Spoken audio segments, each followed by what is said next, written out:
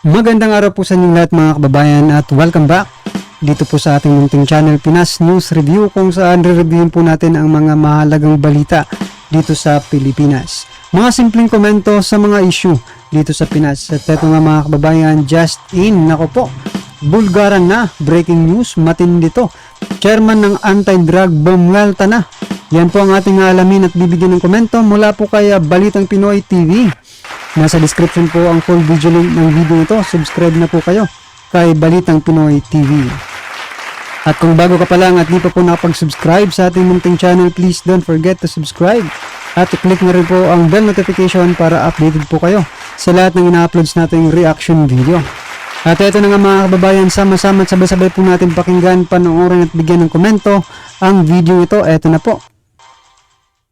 Sa akin, ito ay personal na opinion ko lang, kung yan, ang gagawin lang nila na parang wala. Ang nakikita ko dyan, ginamit nila yung issue, yung pagkakahuli dyan para palabasin na nagtatrabaho sila, which is mali. Kasi hindi nila po pwedeng tawaging anti-drug operation yan dahil yan nahuli lang sa checkpoint. Kung ako ang team leader o ahenteng in charge na nagtatrabaho dyan, hindi ko paharang sa checkpoint yan. Ipahahatid ko yan dun sa destination para makuha ko kung sino yung dadatnan yan. Narito ang Balitang Pinoy TV.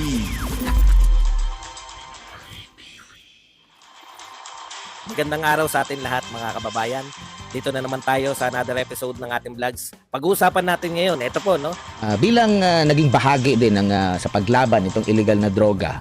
Anong unang, kasi binaba na nila mula 2 tonelada, naging na lang 1.4 tons. Okay. Tapos binaba sa 8 billion or 9 billion yung halaga. Pero kayo po, doon sa setup, doon sa, kung pagbabasahan lang natin yung mga reports na bigla na lang nadaan daw doon sa checkpoint, dala-dala yung kargamento, ito po ba'y bagong pamamaraan ng mga sindikato? Or ano ba yung typical ninyo na na-encounter po? Dati. Unang-una, dalawa yung aking naramdaman.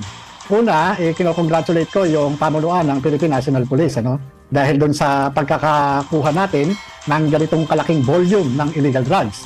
Pero, kakambal naman ito is yung disappointment. Bakit? Kasi, kitang-kita yung incompetence ng leadership ng Philippine Drug Enforcement Agency being the lead agency ng ating kampanya laban sa illegal drugs. Bakit? Sa laki ng nakuha nating illegal drugs. Diba? Tonelada ito Pero, wala man lang tayong nakuhang mga importanteng personalidad sa likod ng pagkakahuli nito. Kasi kung titignan ninyo, kung babalikan natin ang anti-drugs operation, pagkagandang malalaki, talagang tinatrabaho yan. Kaya nga tayo humihingi sa Congress taon-taon ng dagdag na pondo. Noong panahon ko, ang pondo lang ata ng PDEA, kung di ako nagkakamali, 600 to 800 million. Ngayon ay 3.2 billion more or less. Ngayon, doon sa 3.2 billion, nandiyan na yung personnel services, Nandiyan na rin yung mga kung ano-ano pa man pagkakagastusan at yung intelligence fund. Kung ito, maganda ang pagkakahawak ng liderato ng PDEA sa kampanya natin sa illegal drugs, bisin sana meron tayong nadakip na tao, hindi lang driver o courier. Kami nung panahon namin, itong ganitong kalaking volume, hindi basta-basta mailalabas ito. Kung ito talagang pinag-aaralan at tinatrabaho, 24/7 namin binabantayan yan. Bakit? Sinusundan namin yung mga personalidad sa likod nito. Kung yan ay Mga kababayan, pero dito sila, tuwang-tuwa sila mga kababayan, di ba? Masayang-masaya po sila kasi nakahuli. Naka-checkpoint. Ng toneladang substance, di ba? Nako. Pero sinasabi po dito ni sir na incompetent po kayo. Kung ibig sabihin niya wala kayo sa hulog. Di ba? Kung hindi kayo matitino, kung matitino sana kayo, di ba?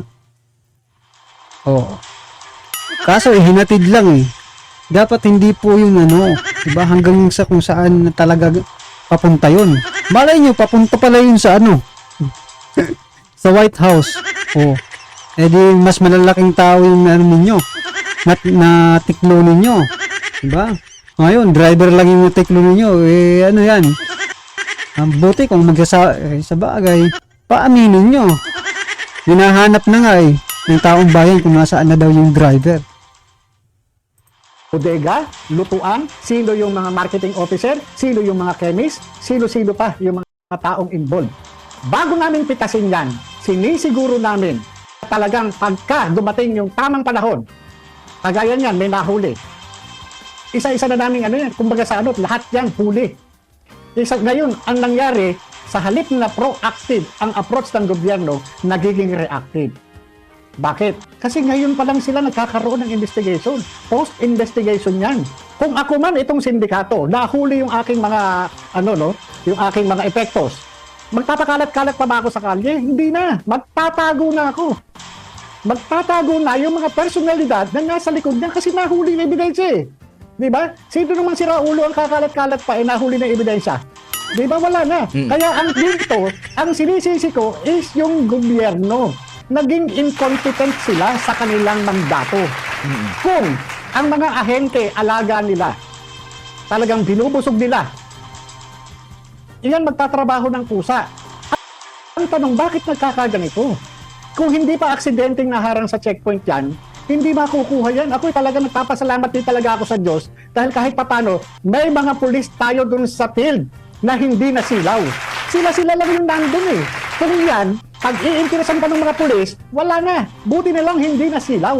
Nagkaroon na tayo ng mga kasong ganyan na talagang yung mga ebidensya, di ba? Pero Sir Jojo, pwede bang, kumbaga, pwede pa siyang hindi mo na ibulgar? Kasi considering hindi pala anti-drug operation yung nangyari, kundi, so happen, naging maswerte lang na dumaan doon sa checkpoint. No? So kumbaga, hindi talaga siya yung tiniktikan nila ito, sinundan nila. Pwede pa itong itago muna pansamantala kasi tsaka pagugulong yung investigasyon nakahanda na yung mga posibleng involved dito sa droga na ito. Alam nyo, babaguhin natin ang batas, lalo na yun doon sa chain of custody, doon sa Section 21 ng Republic Act 9165. Kasi immediately upon confiscation o seizure, dapat yan magkakaroon kagad ng inventory. Initial custody ng illegal drugs, dapat ima-markings kagad yan ng kung sino yung nakahuli. And doon sa team, dapat nag-elect sila o nag-appoint sila ng seizing officer para hindi magulo. Kung sino lang yung taong in charge doon, siya lang ang mayroong karapatan na humawak ng ebidensya. Otherwise, pagkayaan na kontamina at nasira yung chain of custody, madidismiss yung kaso. Napakasensitibo ng pagtrato sa ebidensya. Kaya nga, dapat pagdating sa mga anti-drugs operation, hindi po pwedeng como ikaw ang team leader o ikaw yung hepe ng basta-basta kang gagalaw dyan. Hindi, wala kang karapatan dyan. Ang may karapatan lang dyan yung mayroong initial custody. Yung personnel na nakatalaga dyan para doon sa pag-i-inventory dyan. Yung pag-markings. Kung sino nag-markings dyan, siya lang ang may karapatang humawak dyan. Siya yung magta-turnover. Kung meron mang ibang kamay na humawak dyan, mag-execute siya ng affidavit. Nako. Ha? Sa palagay niyo po ba mga kababayan may ibang kamay na nakahawak dito sa mga na checkpoint nila, di ba? Magdududa ka rin na may humawak ng ibang kamay, di ba? Kasi biruin mo 2 tons, di ba? 13 billion. O bumaba na sa ilang na lang 'yon? 9 billion na lang mga kababayan. Simula po nang may humawak na ibang kamay. Diba? Nasa na yun, nasa mabubuting kamay na yun mga karibin natin, diba? So yun nga po, yun lang po yung yung opinion lang po natin ito, no? At sumasang-ayon din naman tayo doon sa sinasabi ni Sir na dapat sinundan kung saan patungo itong drogang ito, diba? Baka mali natin papunta pala kay kaya Don Pepot, diba? O, hindi nahuli sana si Don. No, maraming Don ang may niyan di ba? Nakikita base lang po 'yan sa aking napapanood ng mga pelikulang Pinoy, di ba? Di ba? Mga Don po yung mga may-ari sa mga sa mga pelikula. O, kahit ngayon kay Apong ba 'yun? Or yung isa si Barbers 'yon. Di ba? Pag napanood po ninyo yung si Bobby Barbers, di ba? Oh, yeah. Barbers to Oh, di ba? Pag napanood nyo po yung ni Barbers, mga kalabin natin, Isa si Don Piping yata yun, di ba? O, si Don Piping po yung may-ari. Malay natin, doon rin po ang may-ari ng mga drogang yan, di ba? Well, anyway mga kababayan, ano man po ang inyong komento, reaction at kritisismo kung meron man po patungkol sa video ito. Yan, i-comment lang po sa baba para at alam po ng ating mga kababayan ang inyo pong opinion patungkol po dito, right? Dito sa nakulimbat. Ano bang term ang dapat natin dito Nahuli, nakulimbat, bahala na kayo mga kababayan. Yan, subscribe na po kayo mga karibin natin at huwag din po kalimutan mag-subscribe kay Balitang Pinoy TV. Nasa description po ang full video link ng video ito.